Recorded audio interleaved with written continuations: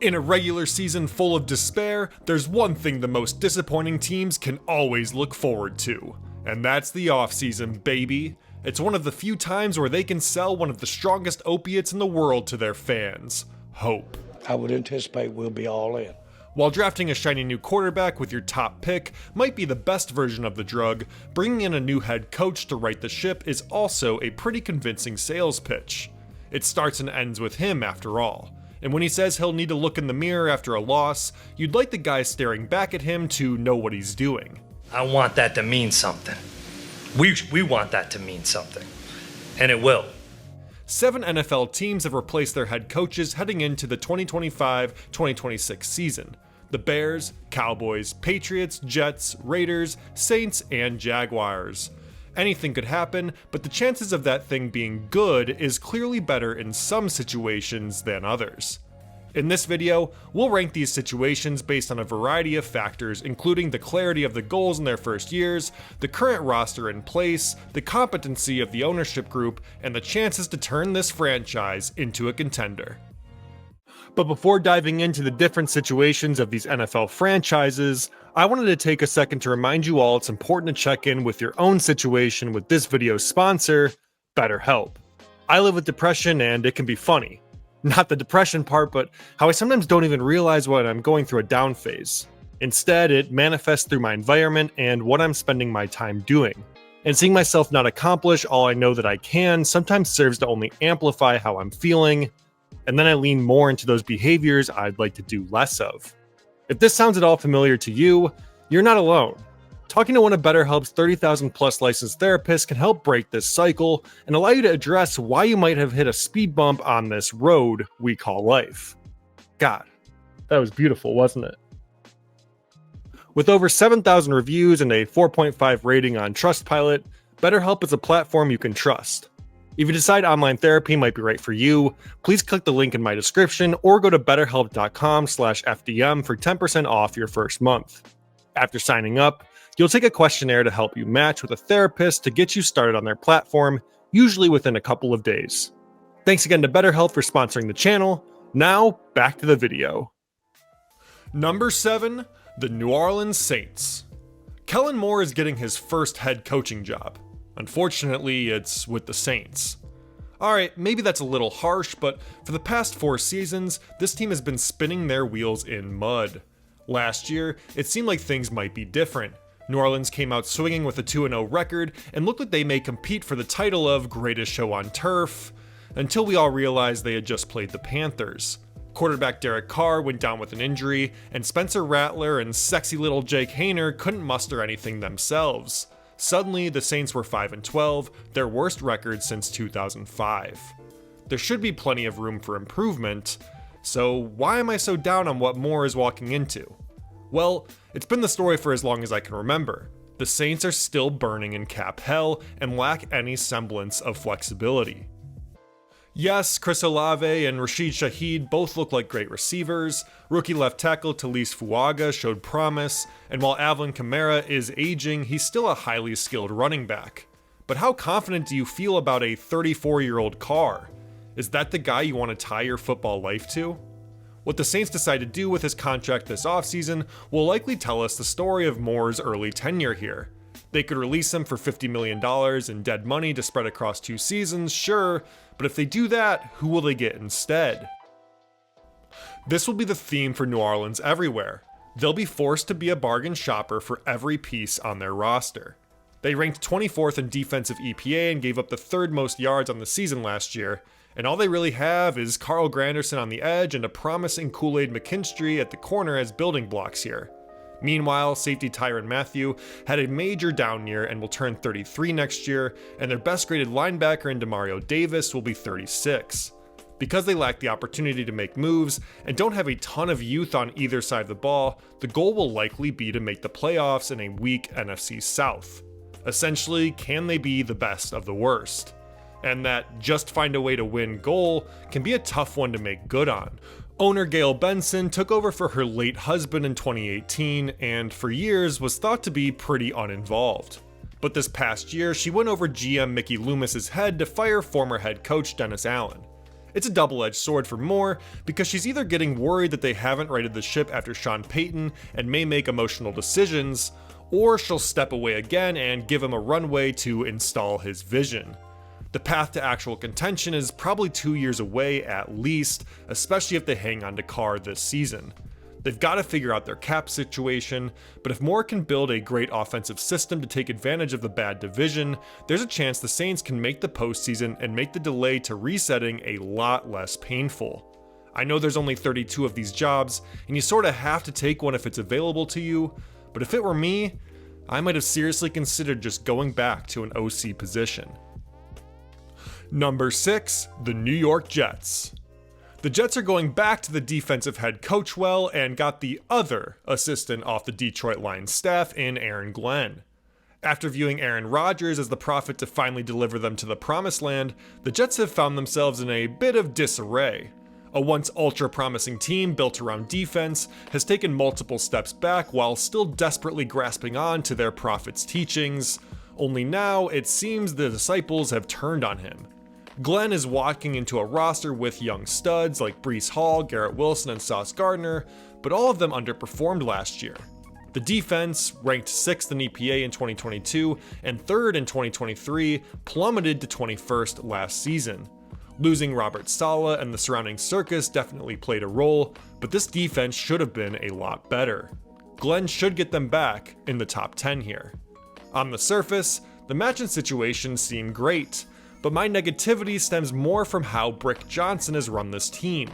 Glenn appears to be a great head coaching candidate, having worked with Bill Parcells and gotten rave reviews from guys like Sean Payton. But so much of this opportunity for him will likely and unfortunately come down to how much Brick and Brick's dad meddle. Maybe, just maybe, the drama from this past season will get them to back off. As for Rodgers, his future, staying, leaving, or retiring, remains unclear. There'll always be that fear that he's got something left in the tank, that he comes back to have an electric last ride into the Hall of Fame. But if I'm Glenn, I want to turn the page on the Rodgers era. One of the major goals Glenn should have is resetting the culture in New York. They can't believe they're the same dysfunctional team from last year, and removing Rodgers would be a major symbol of that change.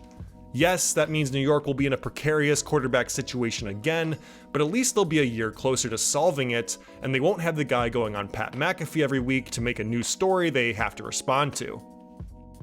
But look, there's absolutely a path for the Jets to come out as a contender in the AFC East. The Bills will of course continue to be a fixture for the foreseeable future, but Miami may be on their way out, and nothing is guaranteed in New England for their rebuild. It's just there's still a lot in the air for Glenn and how much control he'll actually have at this new spot. And right now, it's difficult to trust that the Jets will give him the space and time to fulfill the vision he has for this team. Number 5, the Las Vegas Raiders. Pete Carroll is going to Vegas. And while everyone has to mention that the 70-year-old is so youthful he's practically 50, there's a chance the Raiders suck the life out of him like Count Orlok. That's a Nosferatu reference for all my film heads. Las Vegas desperately wants to get back on track after a 4-13 season. One that felt less like you were watching football and more like you were watching a car wreck in slow motion, swerving away from a banana peel on the road with an early season win over the Ravens, only to go crashing into a gas station. Carroll's goals in his first year on the job, I think, break out in 2 ways. First, the Raiders need to get back to being in the top third of the league on defense. In 2023, they ranked 12th in defensive EPA, while this past season they fell to 18th. Part of that was due to losing their big offseason signing in Christian Wilkins after a Week 5 injury, but another part of that was just that their secondary wasn't good enough. The Raiders ranked 24th in EPA against the pass last year. Carroll is walking into one of the better defensive fronts in the league with Max Crosby and Wilkins, which means they could get away with DBs of lesser talent if they can heat up passers consistently. And it will be interesting to see who the team goes with to fill those spots, as a lot of the secondary from last year are not currently contracted going forward. Names like Nate Hobbs, Trevon Moehrig, and Jack Jones are all looking for new deals. The most notable guy that's not under contract for next year is linebacker Robert Spillane, who gave this defense a lot of its identity outside of Crosby. But this may actually be a positive for Carroll, who should have some say in the players he wants to bring over. Think Brian Flores going out and getting his guy Andrew Van Ginkel from Minnesota this season. As for the other goal, Carroll and Las Vegas need a clear plan at quarterback. Playing musical chairs between Gardner Minshew and Aiden O'Connell in a desperate attempt at a wildcard spot was most certainly not it. Now, with Carroll and the influx of Tom Brady, the Raiders are saying the right things about wanting to actually build something up. Even owner Mark Davis downplayed when Carroll said Las Vegas planned to make a run immediately, signaling some newfound patience. The Raiders will have over $90 million in cap space to try out a guy with more upside, like Sam Darnold or Justin Fields, or if they love a guy in the draft that's available, they can use their 6th overall pick on him. The flexibility here is good for a new coach. You're not locked into anything bad, but you also don't have much that's good. Things will get more and more urgent every week if tight end Brock Bowers looks like he's being wasted. That flexibility, though, is a theme with Carroll's situation in Las Vegas. As long as that patience is real, I think he's making a decent bet, especially with Brady giving an additional air of a legitimacy to the franchise that he can grow this team. Of course, what has him landing further down on this list is that building up a roster rarely goes according to plan, and the Raiders will be fighting an uphill battle in the AFC West with the Chiefs, Chargers, and Broncos all further along than them.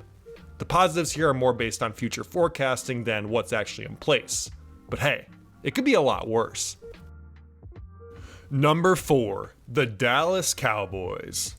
Alright, so this is the year the Cowboys are going to go all in and finally do it. Right? Probably not. The Brian Schottenheimer promotion to head coach was underwhelming. And it's no disrespect to him, but going from being in talks with Deion Sanders to a guy I think a lot of people outside of Dallas might have been like, wait, who? Is quite a departure from the splashier moves the Cowboys like to make. But this isn't the ranking of the candidates, it's about their situations. And with all things considered, Schottenheimer is walking into a ready-made job where the goal right off the bat is to get in the playoffs and make a run. With injuries all over the place last year to just about all their key guys, it's difficult to fully assess where they're at based on those numbers. They still have Dak Prescott and CeeDee Lamb, who are a pretty damn good offense just to themselves. Plus, now Schottenheimer and the team won't have to deal with the contract negotiations in the background, which may have contributed to the duo's slower start than usual this past year. Still, Dallas needs one other guy to take some heat off Lamb. It's where the Cowboys seem to get into consistent trouble year after year. Prescott is a great quarterback, but he's robotic in his decision making, and so when defenses have a more focused prep session prior to a playoff game, they've been able to limit this connection. The part you hope Schottenheimer can figure out is the running game. Dallas took way too long to realize Rico Dowdle should have been their primary back all along, and forced a by-committee approach with the ghost of Ezekiel Elliott. They were 30th in rush EPA last season, and should be in the market for a true RB1 to take some pressure off their stars. On defense, there's a lot of reasons to be excited, even if they finished 30th in overall defensive EPA last year. Injuries to Micah Parsons, DeMarcus Lawrence, DeMarvius Overshown, and Deron Bland all sabotaged their season. These, coupled with Prescott's injury in Week 8, made it all the more difficult to play defense the way Dallas wants. They're best with a lead and want to force teams into passing. Parsons pins his ears back and the opportunistic DBs take advantage of a pressured quarterback.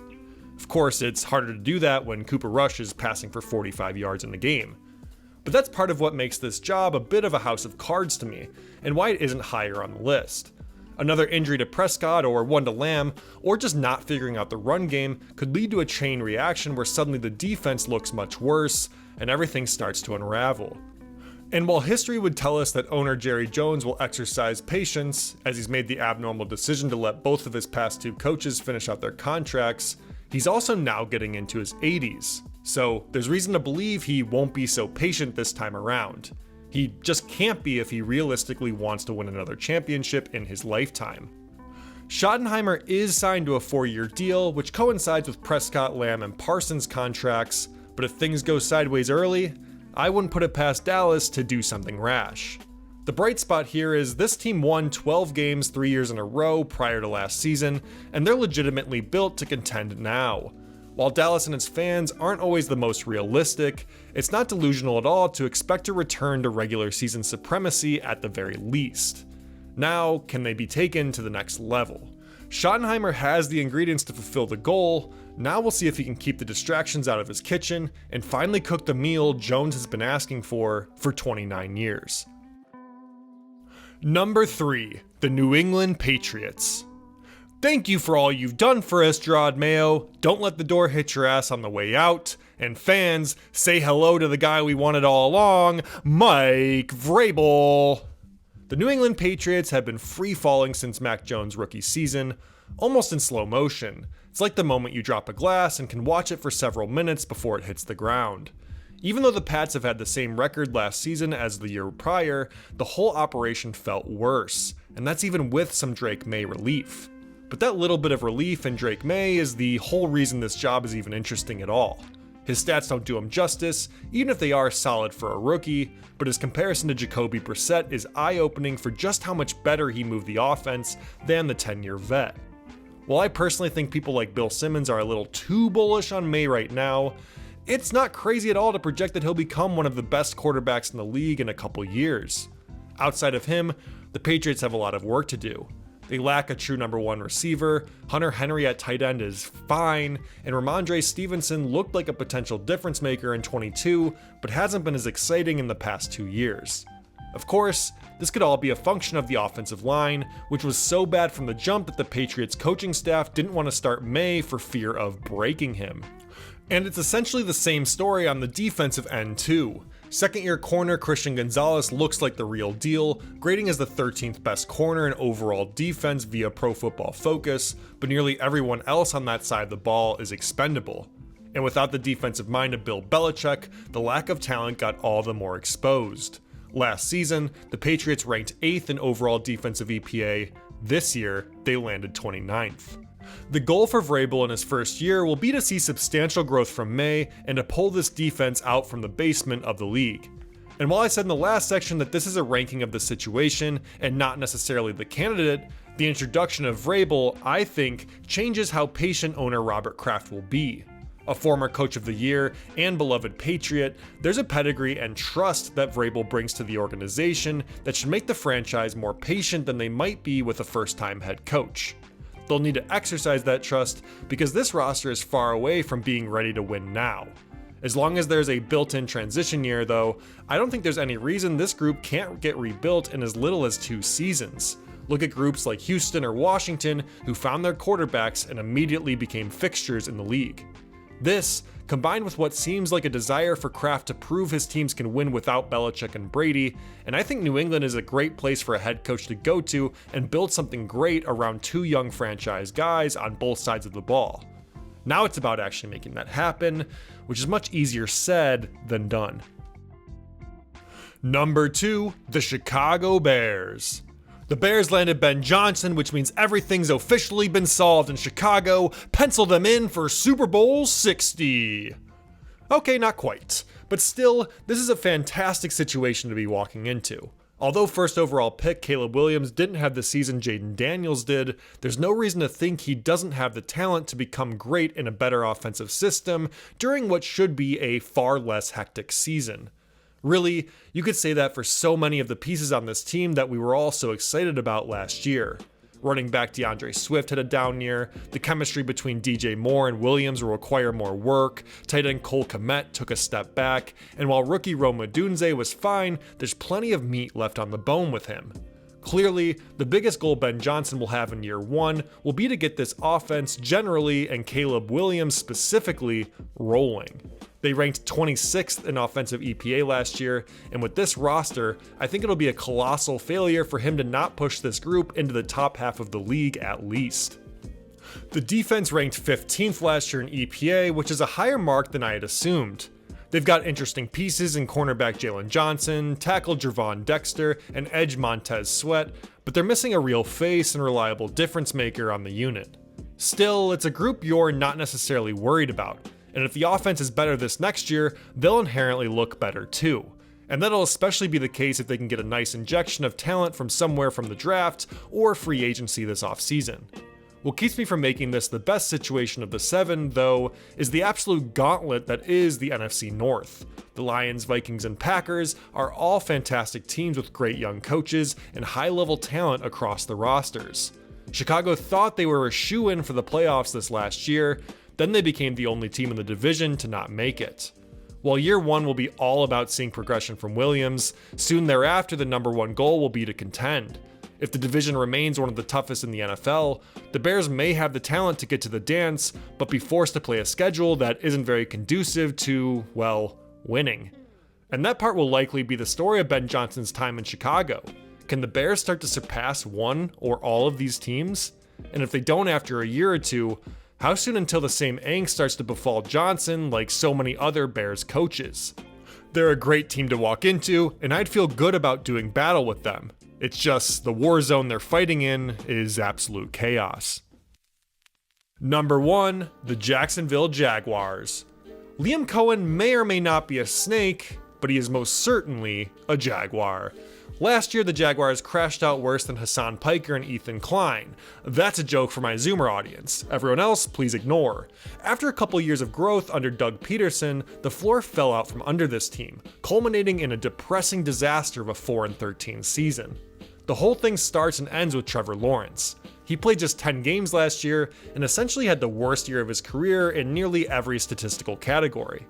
He's obviously very talented, but Coen will need to figure out how to sustain his performance across the entire year and how he can start lifting up the offense around him. Up to now, he's had more of an effect of a high-level game manager on this team. Coen will have other pieces to work with on this offense too. Brian Thomas Jr. emerged as a stud and legit number 1, while tight end Evan Ingram has historically been a security blanket for Lawrence. If they put some priority into improving their O-line and get either Travis Etienne to have a comeback year or see more improvement from Tank Bigsby, they could be one of the scarier offenses out there. The defensive unit is less exciting, but it does have Josh Hines-Allen as the leader on it, which is more than you can say for a lot of fronts out there. Opposite of him is Trevon Walker, who appears to be improving, and while he's no Aiden Hutchinson, he likely won't be the whiff we might have thought he was earlier. The secondary, though, is pretty bad. They ranked in the bottom 3 for yards per attempt, interceptions, and passer rating. The general thought is they could add a better corner or ball-hawking safety to give this defense a bit more of an identity, one similar to the Cowboys where they want to play with a lead and force mistakes in the passing game. With all of this, it feels like they're a decent offseason away from really improving their roster around the edges. It's not like they're looking for a new QB, edge rusher, or wide receiver. There will be guys available. As far as owners who haven't really succeeded yet, I think Shad Khan is one of the better ones. He resisted the emotional move of removing Peterson in the midst of a lost season and eventually fired former GM Trent Baalke when he realized Baalke was the deal breaker keeping him from landing his guy in Coen. With all the drama that surrounded the hire, along with the 5-year contract, Coen should feel safe for at least a season or two to build something up in Jacksonville with a pretty good foundation already set, especially if Lawrence can finally reach the level everyone thought he could when entering the league. Lucky for the Jags, they're in a pretty weak AFC South where they have a chance to become the team in the division, or at least be very competitive with Houston while Indianapolis and Tennessee figure their shit out over the next couple years. The Jaguars are one of those teams where the longer you look at the situation, the more and more you end up liking it. We'll see if they can make good on their potential. Thank you so much for watching this video. Please remember to give it a like if you did enjoy it and consider subscribing to the channel so you can catch the next one. Thanks. Bye.